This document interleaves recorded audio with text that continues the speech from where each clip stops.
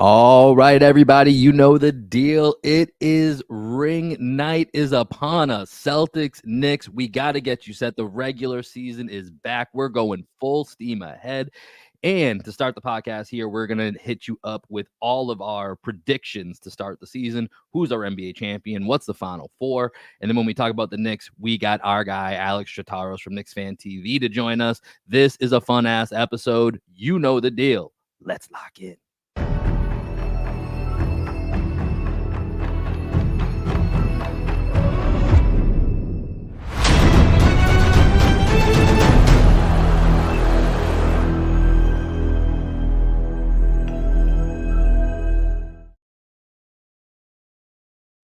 What up, what up, what up? Welcome into another edition of Green with Envy. Regular season tip-off about to go down. Celtics and Knicks on Tuesday night. We are going to get you set for that. This is your boy, Will Weir, checking in. How you doing? How you living? Joining me today, as he does each and every time, my best friend, co-host, and the coach of our podcast, the one and only Greg Manakis. We back. No more messing around, Greg. It's the real thing.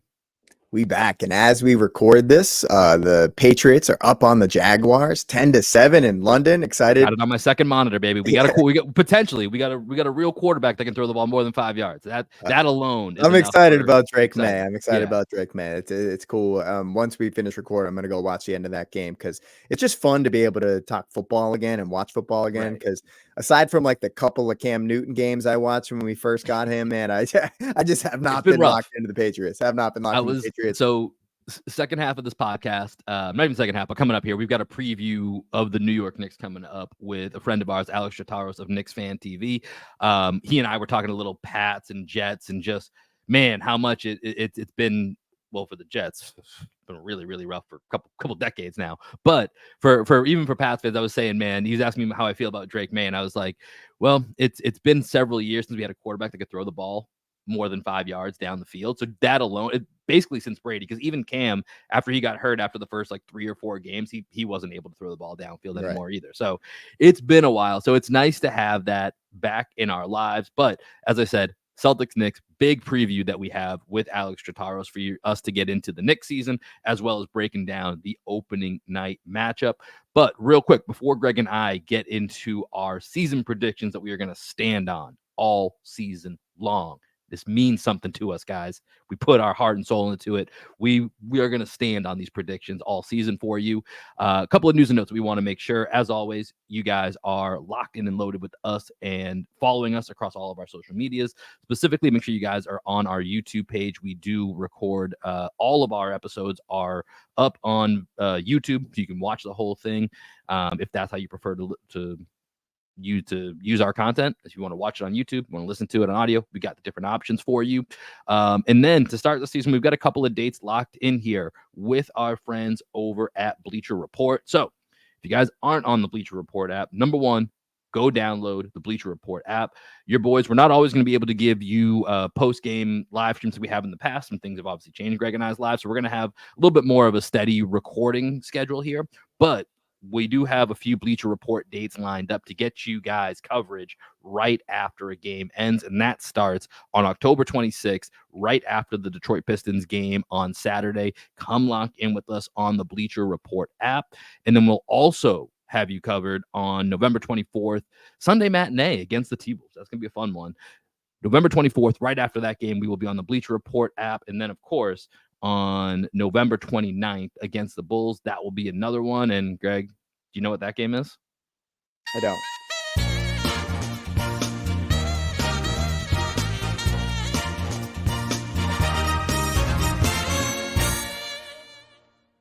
No longer the in-season tournament, but the NBA Cup theme will be back. That's for that Bulls matchup on Friday, November 29th. So just in case you guys want to come lock in with us on Bleacher Report, again, October 26th, right after the Pistons game, November 24th, right after the T-Wolves game, and then again on November 29th, right after the Bulls game. We will keep you guys locked and loaded as to the dates that we'll be hosting those post games over on Bleacher Report. Hope you guys come join us and check it out. But Greg, ready to do some predictions? Let's do it. All right, man. So here's what we're going to do, guys.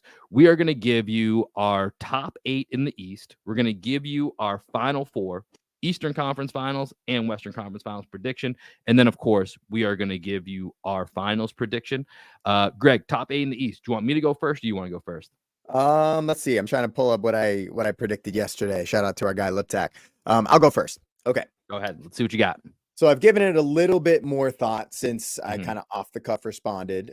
So yesterday, here's what I was thinking. I was thinking Celtics, Pacers, Cavs, Knicks, Magic, Bucks, Sixers, Heat. So those are my top 8. And then I had the Hawks and the Raptors coming in 9-10 for the play. And I really liked what I saw out of the Raptors in that last game, and just like their style of play. Did you hear how down the did you listen to the Over Under podcast with Bill Simmons, Russillo, and House? I hopped around. I didn't listen to all 4 hours. They trashed the Raptors. And honestly, I put a bet in weeks ago about them going over 30.5 wins. I understand their complaints long term. I have no clue what the Raptors are trying to do.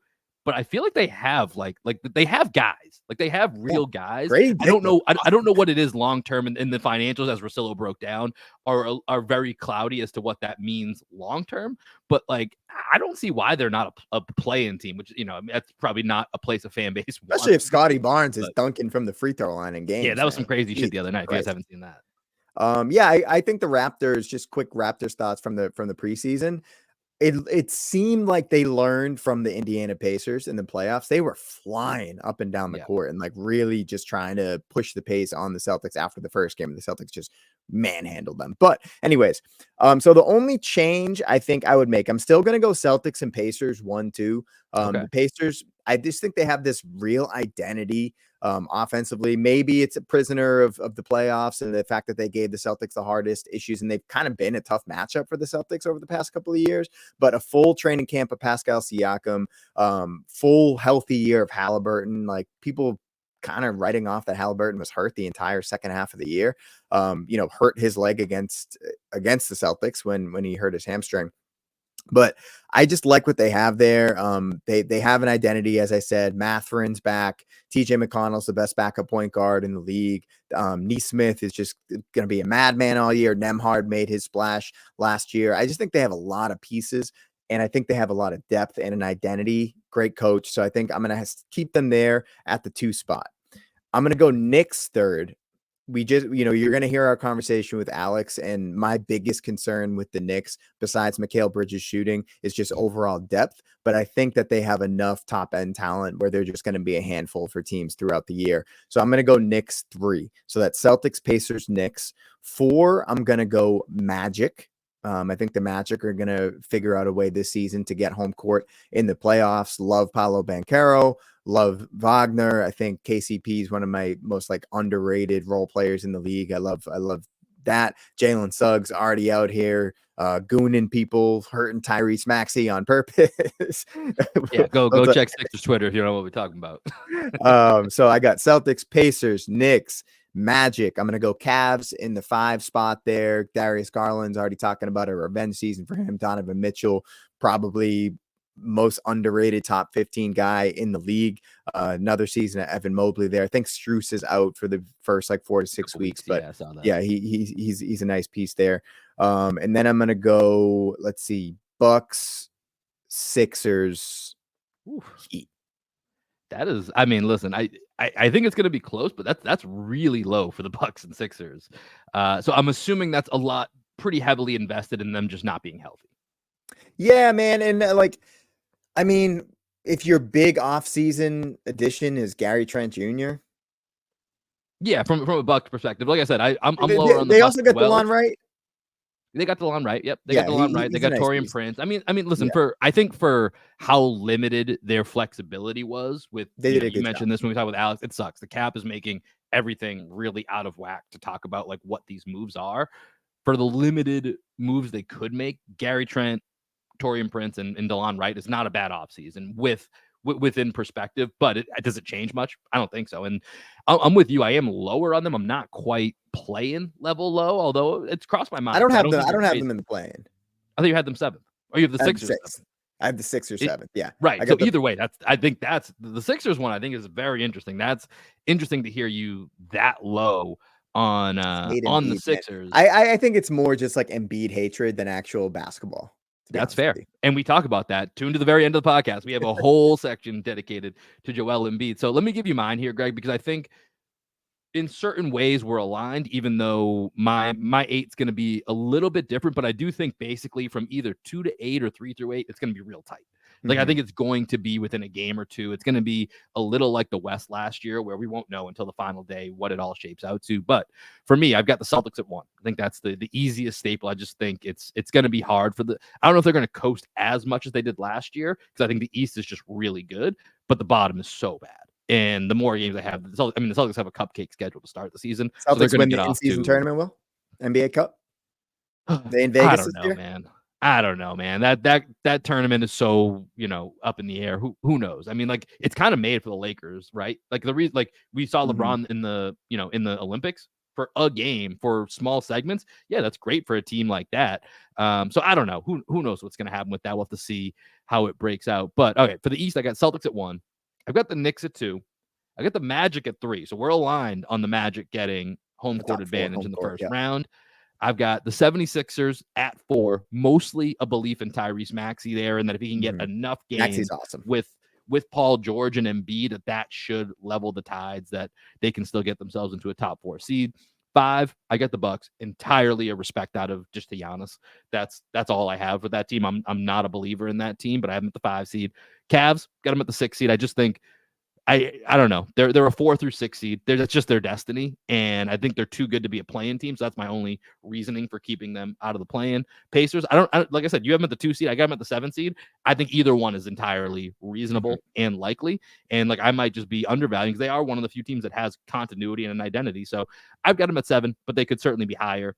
And then I've got the Heat at 8, because Cerruti mentioned this in our preview pod. Maybe I'm just underrating the Heat, but I'm just kind of over them. I don't fear them anymore. So I understand that they're not bad.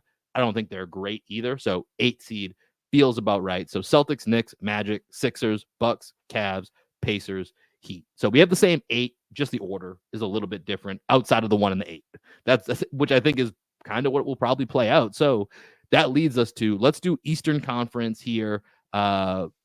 Eastern Conference Finals, then we'll do the Western Conference Finals, and then we'll give the finals picks here. But who do you have in the East, Greg, as your Eastern Conference Finals matchup? Well, I have to like kind of rethink this. Would this change the way that I just had it? Is that going to change the Well, matchup? let me talk then, because that's Okay. exactly what I did from our conversation yesterday. Is I had to rework. So in our text combo, I had to rework some of it because of what I was thinking was going to happen. I was like, okay, I got to actually see how these seeds play out now in like what that turns into. And so, with the Bucks, with the Sixers, with the Knicks, there's just so many questions. I just think something's not going to fully hold up for those teams to get to the conference finals. So you mentioned before about Paolo Banchero. I'm in on the Paolo bump here. I'm going Celtics Magic in the conference finals. And like I said, this is why I was in on the Magic getting home court. Initially, I had them at 4, but I was like, that means then they're going to play the Celtics the second round. So if That's what I have. Yeah. that's going to make a surprise run, they can't be the 4, 5, or the 8, right? They got to avoid the Celtics if that's what we're looking at here. So, I think the Magic could be anywhere from 3 to 6. Like, it's still fully within reason. They're still going to have an opportunity to make a run. So I think if the Magic avoid the Celtics, I see that as being Paolo having an Anthony Edwards type postseason that then finally runs into a wall that is known as the Celtics. But I got Celtics Magic, with the Celtics going back to the NBA Finals. Okay. So I have the Pacers and the Knicks playing in round 2, right? And then I have the winner of that playing the Bucks. No, I'm sorry. I have the Bucks playing the Knicks in the first round, right? If the Bucks are 6. Okay, yeah. So I'm gonna go Bucks, beating the Knicks in the first round. And then I'm gonna have the Bucks beating the Pacers. So I think that the Celtics end up playing the Bucks, even though I'm lower on the Bucks in the regular season. Styles make fights, man. Who's stopping Giannis? I think the Bucks are going to play the Celtics in the Eastern Conference Finals. Celtics in the finals. Yeah, I mean, we're aligned, even though it's different, because I think it's Sixers Bucks in that first round, and then I think the winner plays the Celtics, and that team loses. So we're on the same trajectory here. So you've got Celtics Bucks, I've got Celtics Magic. Western Conference, we're not going to go deep into it. Just tell me who do you got in the Western Conference Finals and who wins? I'm gonna go OKC against the T-Wolves. And who wins? T-Wolves. T-Wolves. You know what's interesting, man? I talked myself out of that. I because for all the reasons, and we get into this with Alex here about just how funny this Randall and Towns trade is, because nobody knows who wins. No one's a big Randall guy, no one's a big Towns guy, but now we're all kind of trying to softly plant our flags, even though no one wants to on either side of that fence.